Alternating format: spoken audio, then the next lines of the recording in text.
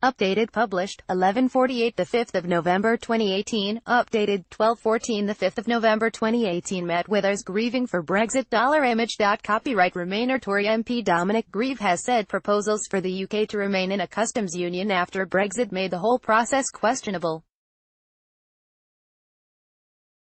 The former Attorney General told BBC Radio 4's Today programme, "At the end of the day it highlights why the entire enterprise is questionable, because in fact what we are likely to end up with is leaving the EU but staying in a relationship of sufficient dependency on it without influence as to call into question the whole project." Grieve rejected the argument that MPs should back whatever deal Theresa May secures in order to avoid a disorderly exit from the EU, repeating his call for any deal to be put to a second referendum. "I don't accept that rejecting the deal would necessarily mean it is no deal at all," he said. "Of course it would provoke a political crisis. But there comes a point where you have to look to the long term.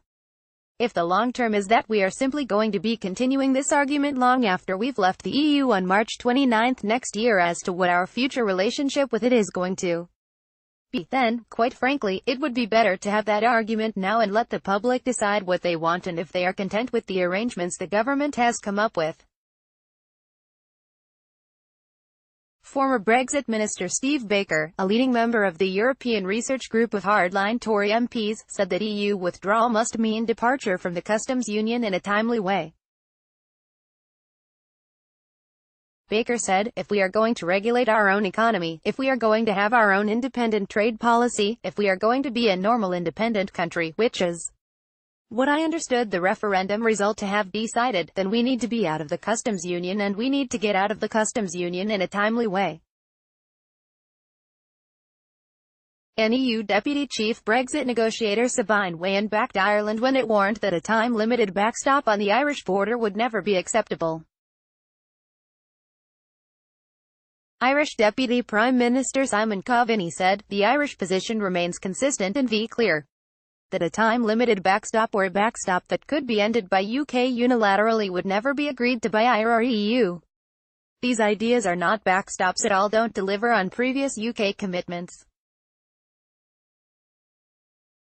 Ms. Wayand linked to the comments on Twitter, adding, "Still necessary to repeat this, it seems. Brexit will be on the agenda for the regular meeting of Cabinet tomorrow.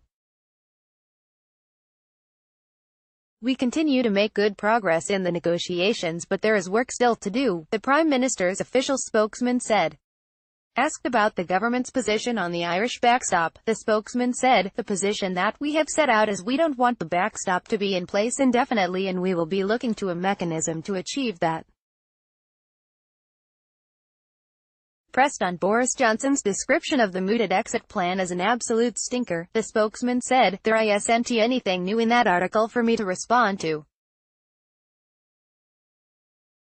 Topic tags. The New European is committed to providing in-depth analysis of the Brexit process, its implications and progress, as well as celebrating European life.